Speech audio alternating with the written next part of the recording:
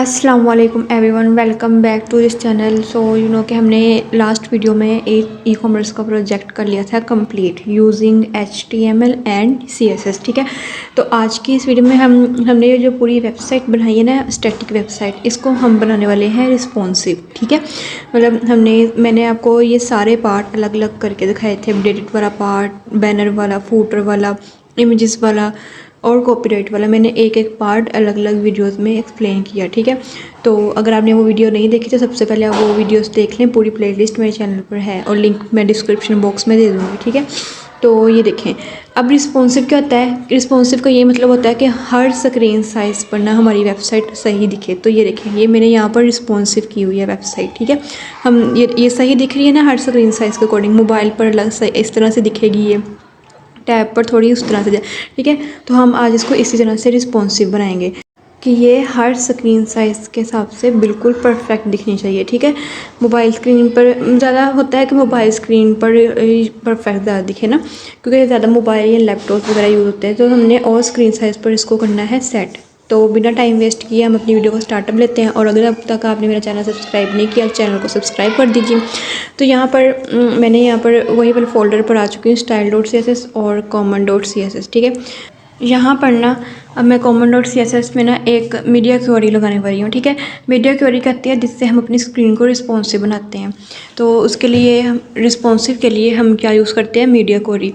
तो यहाँ पर लिख लेते हैं मीडिया ओनली स्क्रीन, और इसके बाद हम एंड लगाकर अपनी विड्थ लिखेंगे। ठीक है, अब मैं मैक्स विड्थ लिखूँगी 992 पिक्सल। ठीक है, अब मैक्स विड्थ इसका मतलब है कि 992 पिक्सल से जितनी भी नीचे स्क्रीन होगी उसके लिए ये मीडिया क्वेरी अप्लाई हो जाएगी। ठीक है, 992 पिक्सल थे जितनी भी होगी नीचे उसके लिए क्या हो जाएगी? ये वाली मीडिया क्वेरी अप्लाई।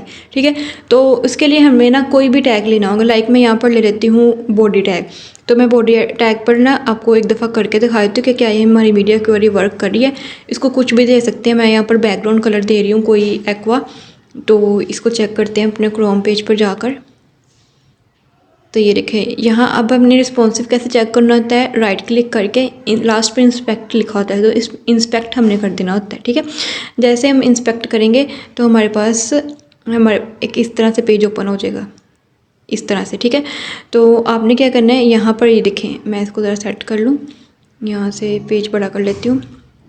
एक दफ़ा मैं अपने पेज को रिफ़्रेश करूँगी, रिस्पॉन्सिव इस तरह से मैं चेक करूँगी। ठीक है, अब ये देखें, जैसे ही 992 ये ऊपर देख रहे हैं ना 1190 लिखा हुआ है, जैसे ही ये 992 पे जाएगी ना इसका कलर हो जाएगा एक्वा। तो ये देखें, ये चीज़ नोट करी। जैसे ही 976 पर आई तो इसका कलर क्या हो गया? एक्वा। तो इससे छोटा जितना भी 992 पिक्सल थी, जितनी भी छोटी स्क्रीन होगी उसका कलर क्या हो जाएगा? ब्लू। तो मतलब कि हमारी मीडिया क्वेरी सही से वर्क कर रही है। हम इस पर अब कुछ भी स्टाइलिंग अप्लाई कर सकते हैं। ठीक है, अब फर्स्ट पर हम अपना क्या काम करना है मैं आपको बताती हूँ। यहाँ पर ना हमने एक काम किया हुआ था। हमने ना जो अपना हेडर पार्ट है जिसमें हमने ई कॉम का एक लोगो सा बनाया हुआ है और एक सर्च बार बनाई है और एक आइकन बनाया हुआ है। ठीक है, इनके लिए ना हमने एक अलग अलग विड्थ डिज़ाइन की हुई थी। लाइक ई कॉम और ई कॉम का लोगो और आइकन्स के लिए हमने इसकी विड्थ 25% सेट की हुई थी, और जो सर्च बार है उसके लिए हमने विड्थ कितनी सेट की हुई थी? 50%। हम एक काम करते हैं, इन तीनों के लिए ना मीडिया क्वेरी में हम इन तीनों की विड्थ कर देते हैं 100%। ठीक है, मतलब ये अलग अलग लाइन पर शो होंगे तीनों। ई कॉम एक अलग लाइन पे शो होगा, सर्च बार एक अलग लाइन में शो होगी, और जो हमारा आइकन्स हैं वो अलग लाइन में शो होंगे। ठीक है, तो हम क्या करते हैं, इन तीनों के लिए ना एक हम यहाँ पर लिखते हैं डॉट विड्थ 25 जो हमने लिखा हुआ था, और इसमें ना हम इसकी विड्थ सेट कर देते हैं 100% की। ठीक है, हम 100% इसलिए रख रहे हैं ताकि वो एक एक लाइन में ही शो हो।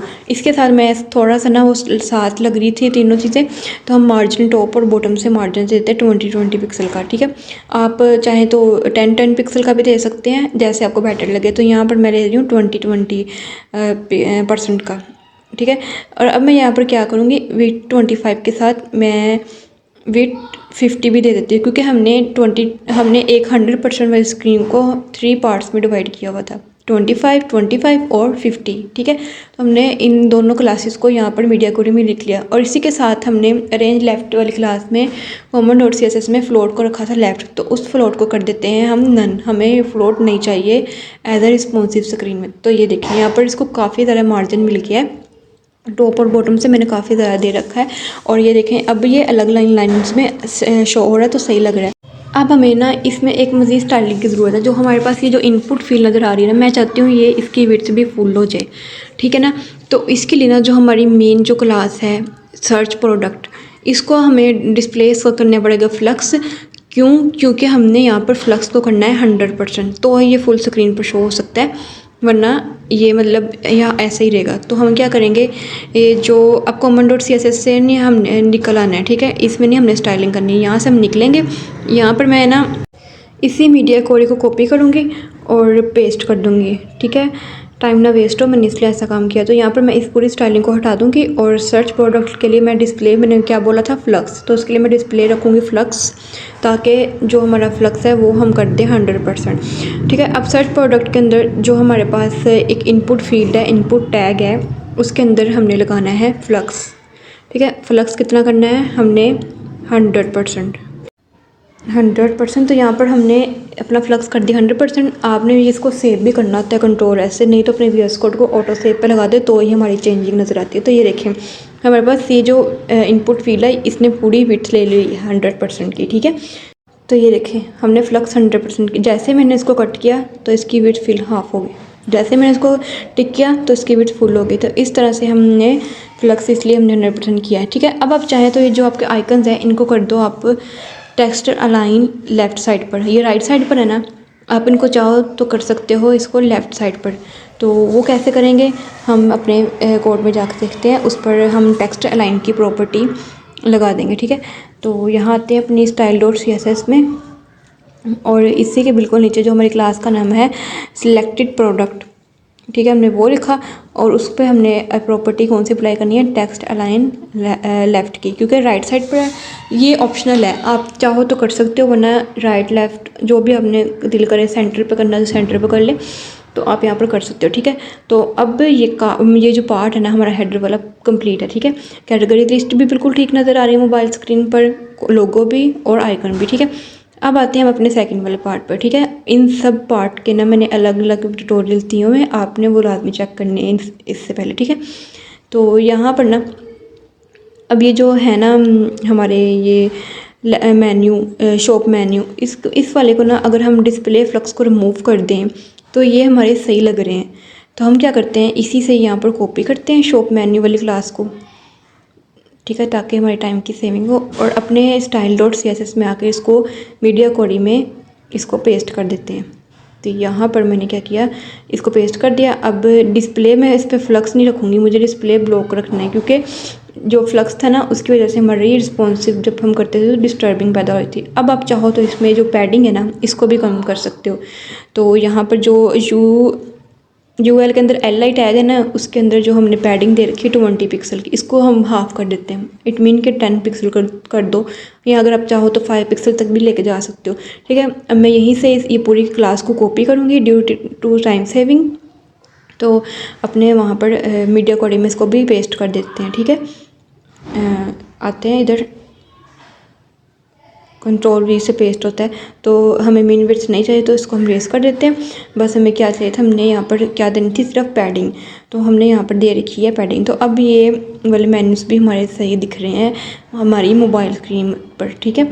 अब ये जो है ना बैनर का, अब इसका जो है ना इसमें हमने दिया हुआ था फ्लोट, मैं आपको भी दिखाती हूँ। बैनर वाली क्लास को सिलेक्ट करते हैं यहाँ से, ये देखें यहाँ से देखा, तो इसको हमने ना फ्लोट लेफ़्ट दिया था, अगर हम इसका फ्लोट कर दें नन तो ये सही रहेगा, ठीक है। तो हम जाते हैं अपने उधर VS कोड में ही, स्टाइल डॉट CSS में हमने जहाँ पर इसका फ्लोट लेफ़्ट रखा था ना, हम मीडिया कोड में इसका फ्लोट क्या कर देंगे नन, हमें नहीं फ्लोट की ज़रूरत, ठीक है। तो जो बैनर वाली क्लास का जो फ्लोट था ना वो मैंने सिर्फ नन कर दिया, ठीक है। वो आई थिंक सो मेरी रिकॉर्डिंग पर नहीं आ पाया, तो उसको कोई बात नहीं, बस मैंने इसका डिस्प्ले जो फ्लोट था ना वो मैंने कर दिया नन, ठीक है। अब ये पार्ट बिल्कुल ठीक लग रहा है, ठीक है, इसमें हमें कोई चेंजिंग की ज़रूरत नहीं है। अब ये वाला पार्ट हमने इसका चेंज करना है, इसको हम करेंगे लास्ट पर चेंज, ठीक है। इसके अलावा ना हम आते हैं थोड़ा नीचे स्क्रॉल करते हैं, इसको मैं आपको एंड पर सेट करके दिखाऊँगी, ठीक है। हम नीचे स्क्रॉल डाउन करते हैं और वहाँ पर हमारा ये भी पार्ट बिल्कुल ठीक दिख रहा है, जो जहाँ पर हमने प्रोडक्ट्स अपनी डिस्प्ले कर रही हैं, ये ऑफर वाला पार्ट भी बिल्कुल ठीक दिख रहा है, इसको भी चेंजिंग की ज़रूरत नहीं है। ये जो हमारा स्टे अपडेटेड वाला पार्ट है ना, इसको भी कोई ख़ास चेंजिंग की ज़रूरत नहीं, बट ये जो हमारा सब्सक्राइब वाला बटन है ना, ये हमारा ना मतलब स्क्रीन से बाहर जा रहा है, तो इसके लिए ना मैं यहाँ पर स्टाइलिंग सेट करती हूँ, ठीक है। अब यहाँ पर जो इसमें जो पैडिंग मैंने दे रखी है ना काफ़ी ज़्यादा, इसको मैं कम कर दूँगी। अगर 50 है ना तो मैं इसको हाफ़ कर दूँगी 25 पिक्सल, ठीक है। मतलब इसकी ना जो पैडिंग है ना वो सारी हाफ कर दो। लेफ़्ट और राइट से मैं 5% की कर देती हूँ, ताकि जो मेरा बटन है ना सब्सक्राइब वाला वो मेरी मोबाइल स्क्रीन पर ही दिखे, उससे बाहर ना जाए, ठीक है। इस तरह मेरा बटन बाहर जा रहा है, वो शो नहीं फिर सही से हो रहा। लेफ़्ट और राइट से मैंने 5% रखा है। बॉटम से अगर ये 80 पिक्सल है तो मैं इसको 40 पिक्सल कर देती हूँ, उसका हाफ़, ठीक है ना। इस तरह से हम मतलब सेट करते जा रहे हैं। मतलब मीडिया कोडिंग में ना रिस्पॉन्सिव में हमने यही काम करना होता है कि हमने मोबाइल स्क्रीन पर सारा दिखाना होता है, तो उसकी जितनी भी स्टाइलिंग जो हमने स्टाइल और CSS में दी होती है ना, उसी को हमने थोड़ा कम पिक्सल में या उसको थोड़ी बहुत स्टाइल करके हमने सेट कर देना होता है। तो मैंने वहाँ से पूरी क्लास को कॉपी कर लिया है और यहाँ पर मैं आकर इसको कर दूँगी पेस्ट। तो वो स्टे अपडेटेड आई थिंक वो कॉपी नहीं हो सकी, तो यहाँ पर हम खुद ही लिख लेते हैं। हमने पैडिंग टॉप दी थी 25 पिक्सल, क्योंकि 50 पिक्सल थी ना तो हमने उसका हाफ़ किया था। अब लेफ़्ट और राइट से हमने कितनी दी थी 5% की, तो मैं इसी को ही ना पेस्ट कर देती हूँ ताकि हमें बार बार ना प्रॉपर्टीज़ लिखनी पड़े। लेफ़्ट की जगह मैं यहाँ पर कर देती हूँ राइट, और यहाँ पर भी मैं बॉटम कर देती हूँ, ठीक है। और यहाँ पर हमने 80 थी ना तो हमने कितनी दी थी 40 पिक्सल की, तो परसेंटेज को भी यहाँ पर हटा देते हैं और 40 पिक्सल कर देते हैं, ठीक है। तो अब ये देखते हैं हमारा जो फूटर है, ओ सॉरी स्टे अपडेटेड वाला, ये बिल्कुल ठीक दिख रहा है। अब ये जो है ना हमारे जो वेंडर लिस्ट वाली क्लास, यहाँ कर एक इमेज है ना वो हमारी स्क्रीन से बाहर जा रही है, मोबाइल स्क्रीन से, इसको भी हमने सेट करना है। इसके लिए तो डिस्प्ले फ्लक्स लिखा ही हुआ है आम स्टाइलिंग में, style.css में। इस यहाँ पर जो जस्टिफाई कंटेंट है ना उसको मैं कर देती हूँ स्टार्ट पे, ठीक है। ये हमारी फ्लक्स की ही प्रॉपर्टी है, तो इसको मैंने कर दिया है स्टार्ट पर। और इसके अलावा जो फ्लक्स रैप है ना, एक फ्लक्स की ही प्रॉपर्टी में एक फ्लक्स रैप प्रॉपर्टी होती है, उसको अगर रैप कर दो ना तो वो उतना ही एक इमेज में उतनी ही पिक्चर्स दिखाता है जितनी मतलब उस स्क्रीन में आनी हो। देखें जैसे मैंने स्क्रीन छोटी की तो वो सिंगल रो में खुद ब खुद फिट होगी, मतलब ये खुद ही ना इमेजेस फिट कर देता है। इस फ्लक्स रैप का ये फ़ायदा होता है। अब हम क्या करते हैं, इसको भी पूरे को कॉपी कर लेते हैं और वहाँ पर पेस्ट कर देते हैं अपने style.css की मीडिया क्वेरी में, ठीक है। तो हमने यहाँ पर क्या कर दिया, इसको पेस्ट। अब जितनी भी एक्स्ट्रा स्टाइलिंग है उसको हम कट कर देते हैं। बस हमें ये चाहिए थी 3 प्रॉपर्टीज़, ठीक है। तो जाकर देखते हैं तो बिल्कुल ये परफेक्ट लग रहा है। अब आ जाता है हमारा ये फूटर वाली क्लास, ठीक है।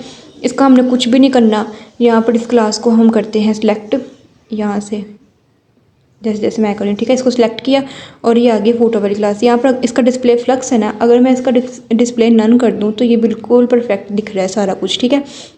हमने इसका जो डिस्प्ले फ्लक्स को क्या कर देना है, डिस्प्ले नन मीडिया कोडी में, तो ये सारा सही से शो हो जाएगा। जैसे मैंने डिस्प्ले फ्लक्स किया तो वो ऐसे ही हो गया, तो हमने इसको भी क्या करना है नन। तो ये हम खुद ही लिख लेते हैं अपने style.css की मीडिया कोडी में, लिखते हैं डॉट, जो हमारी क्लास का नाम है फूटर, और इसका डिस्प्ले हम क्या कर देते हैं ब्लॉक। नन नहीं करना, ब्लॉक करना, नन से तो कुछ भी डिस्प्ले नहीं होगा। तो ये देखें अब ये बिल्कुल सही से हमें शो हो रहा है, ठीक है। अब रह गई हमारी लास्ट, जिसमें हमने कॉपीराइट अपना नाम लिखा था। तो कॉपीराइट क्लास में हमने इसमें डिस्प्ले तो फ्लक्स है ये, इसमें एक प्रॉपर्टी लगा देते हैं फ्लक्स डायरेक्शन की, उसको कर देते हैं हम कॉलम में, ठीक है। कॉलम में जैसे मैंने किया तो ये सारी इमेजेस और ये सारा सही से दिख रहा है। फ्लक्स वाली प्रॉपर्टीज़ को यूज़ करने का एक ये बेनिफिट होता है, ठीक है। ये भी फ्लक्स की ही प्रॉपर्टी है, डायरेक्शन जो होती है ना फ्लक्स की, वो हमने कर दी कॉलम। तो ये देखें इस तरह से मैंने यहाँ पर लिखा कॉपीराइट क्लास का नेम, और इसकी जो फ्लक्स डायरेक्शन थी इसको कर दो कॉलम, ठीक है। तो अब ये जो हमारी रिस्पॉन्सिव है ना, सारा हमारा जो वेबसाइट है ना वो फुली रिस्पॉन्सिव होगी, मतलब ऑल स्क्रीन साइज़ पर ये वर्क कर रही है।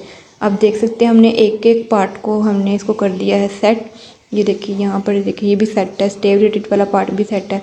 बट मैंने आपको कहा था कि मेरा ये वाला पार्ट रह गया, हमने इसको सेट करना है। इसको हमने क्या कहा था, common.css में हमने इसके लिए विड्थ सेट की हुई थी। जैसे हमने हेडर पार्ट के लिए हमने विड्थ डिवाइड की हुई थी ना, 100% को 25 और 50% में डिवाइड वो किया हुआ था डिवाइड। इसी तरह ना हमने इसको भी 75% और 33% में डिवाइड किया हुआ था, ये जो हमारी डिस्प्ले प्रोडक्ट्स है ना इस वाली को। तो हमने इसको क्या करना है, इसको भी हमने common.css में जहाँ पर हमने बाकियों को 100% विड्थ दे रखी है, इस वाली क्लास को भी उसी के साथ हम ऐड कर देते हैं।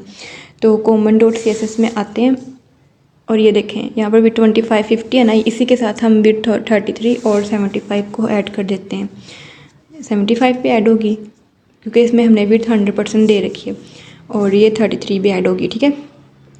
और ये common.css में करना है क्योंकि हमने common.css में ही इसकी स्टाइलिंग दे रखी है। तो ये देखें अब ये बिल्कुल परफेक्टली दिख रहा है, हमारी पूरी वेबसाइट अब प्रॉपरली तौर पर रिस्पॉन्सिव है, ठीक है। पर ये एक स्टैटिक वेबसाइट है, डायनामिक वेबसाइट बिल्कुल नहीं है। ये इसमें जितने भी आपको नज़र आ रहा है ये कुछ भी वर्किंग नहीं करेगा, ये स्टैटिक ही रहेगा इसी तरह से। अब जितनी मर्जी बड़ी स्क्रीन कर ले, ये ऑल स्क्रीन साइज पे बिल्कुल फिट रहेगी, परफेक्ट रहेगी, ठीक है। तो होप सो कि आपको इस ट्यूटोरियल की समझ आई होगी। तो अगर आपको इस ट्यूटोरियल की समझ आई है तो आपने वीडियो को लाइक करना है, इस वीडियो को शेयर करना है, कमेंट करना है। Thank you so much for watching my video. अल्लाह हाफिज़।